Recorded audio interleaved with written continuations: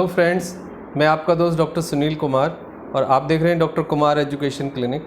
आज हम बात करेंगे कि क्रॉन्स डिसीज़ क्या है, उसके क्या कॉम्प्लिकेशंस हैं और क्यों उसको लेके इतना कन्फ्यूजन है लोगों के बारे में।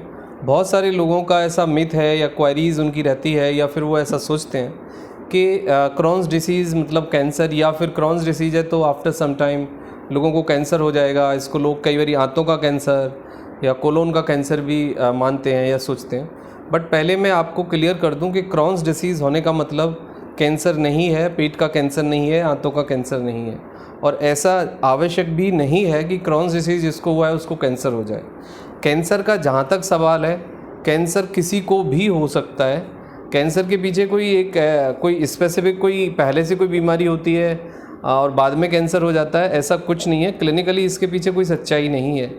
कैंसर सेल्स हर इंसान की बॉडी में होते हैं और कैंसर सेल्स का बनना और डेड होना ये एक नॉर्मल सी प्रक्रिया है। लेकिन यदि हमारी इम्यूनिटी में कोई ख़राबी आ जाए या फिर उसका जो कैंसर सेल्स का जो फॉर्मेशन है वो अनकंट्रोल्ड हो जाए, मतलब उसकी ग्रोथ को बॉडी ना कंट्रोल कर पाए, तो कैंसर डेवलप होता है। बट अननेसेसरी कैंसर के बारे में जो एक फियर है, जो मिथ है, जो कन्फ्यूजन है, उससे आपको बाहर आने की आवश्यकता है। और अननेसेसरी आप इस तरह के थॉट से अपने को न केवल ट्रिगर करेंगे, परेशान करेंगे, बल्कि एक एंजाइटी वाली बीमारी और पैदा कर लेंगे। तो क्रॉन्स डिसीज़ को या आंतों की जो प्रॉब्लम है उसको समझने की ज़रूरत है। सबसे पहले क्रॉन्स डिसीज़ आपके जीआई सिस्टम यानी गैस्ट्रोइंटेस्टाइन सिस्टम को किसी भी पार्ट को प्रभावित कर सकती है। उसमें इन्फ्लामेशन पैदा कर सकती है, परफोरेशन हो सकता है, टिश्यू को सेंसिटिव कर सकती है, ब्लीडिंग हो सकती है और छाला बन सकता है। और कई बार क्या होता है कि कोई परफोरेशन के कारण थोड़ी बहुत ब्लीडिंग भी होती है, वॉमिटिंग कई बार होगा, ब्लीडिंग होगा, वेट आपका रिड्यूस होगा और आप वेट गेन नहीं करेंगे। आपका एपेटाइट भी बड़ा मतलब ट्रिकी रहता है। कभी आप अच्छा खाना खाते हैं, कभी आपको भूख नहीं लगती, कभी आप बहुत बेटर फील करते हैं, लेकिन वो फेज़ बड़ा टेम्परेरी होता है। फिर आपको डायरिया, डिसेंट्री, पेट दर्द ये सब शुरू हो जाता है। और कई बार ऐसा देखा जाता है कि आपको ब्लीडिंग भी होती है, यानी कि आपको स्टूल के साथ ब्लड भी आप या ब्लड का कोई स्पॉट भी आप देखते हैं। तो जो क्रॉन्स डिसीज़ है उसके बारे में सबसे ज़्यादा जो प्रॉब्लम है कि अभी तक किसी को भी ये नहीं पता कि क्रॉन्स डिसीज़ होने के पीछे क्लिनिकली रीज़न क्या होता है।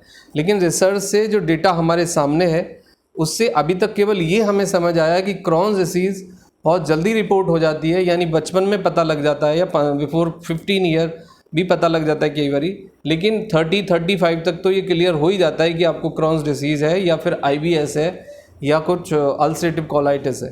तो ये बहुत ज़रूरी है। लेकिन ये ऑटो इम्यून डिसीज़ है। ऑटो इम्यून डिसीज़ से मतलब ये है कि हमारी बॉडी का जो इम्यून सिस्टम है वो डिस्टर्ब हो जाता है और वो हमारी बॉडी के इंटरनल पार्ट को ही डैमेज करने लग जाता है। सो ये एक कंडीशन डेवलप होती है। हमारा जो इम्यून रिस्पॉन्स है, जो हमारा इम्यून मैकेनिज्म है, उसके डिस्टर्बेंस के कारण क्रॉन्स डिसीज़ डेवलप होता है।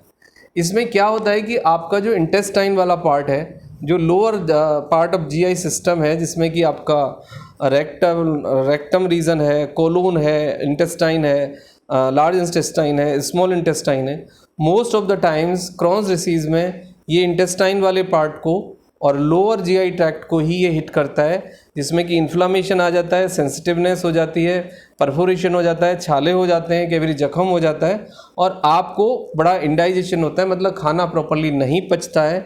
जिसके कारण आपके जो एसोसिएटेड ऑर्गेन्स हैं बॉडी के, उन पे असर पड़ता है, क्योंकि जब एब्जॉर्प्शन अच्छे से नहीं होगा, बॉडी को मिनरल्स नहीं मिलेंगे, विटामिन्स नहीं मिलेंगे और इन्फ्लामेशन डे बाई डे बढ़ेगा, तो बॉडी के दूसरे पार्ट पे भी कई बार फ़र्क पड़ता है, यानी कि स्वेलिंग देखी जाती है। किडनी, लिवर और जो एसोसिएटेड ऑर्गेन्स हैं उसमें स्वेलिंग देखी जाती है और कई बार ये वीकनेस टेम्परेचर का कारण बनती है, मतलब फीवर भी पेशेंट को आता है।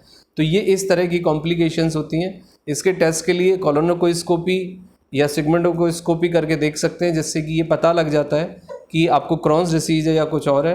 ट्रीटमेंट में there are some limited treatment in a medical science. कुछ ट्रीटमेंट ज़रूर है जिसमें कि स्टेरॉयडल ट्रीटमेंट भी एक ऑप्शन होता है, या फिर आपके डाइजेशन को डील करने के लिए, इन्फ्लामेशन को डील करने के लिए कुछ ट्रीटमेंट देते हैं।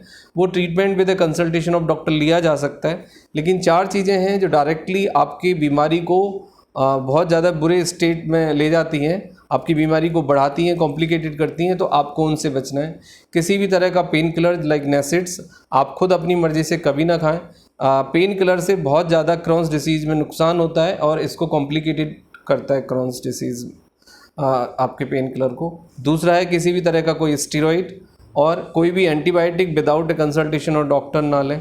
और तीसरा है आपका जो इम्यून सिस्टम है, आप किसी भी तरीके से आप अपनी बॉडी को डेवलप करने के लिए किसी तरह का भी मतलब कोई भी बूस्ट अप करने के लिए कोई भी दवाई, कोई भी पाउडर, कोई भी इंजेक्शन, इस तरह की कोई चीज़ ना खाएं।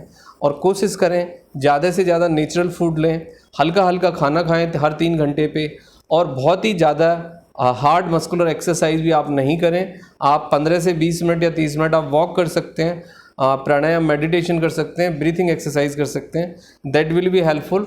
अच्छी नींद लें, लेकिन हार्ड मस्कुलर एक्सरसाइज आपकी प्रॉब्लम को बढ़ा सकते हैं, और इस तरह की दवाइयाँ। तो ये एक मैनेजमेंट रहेगा। Thanks for watching and take care yourself.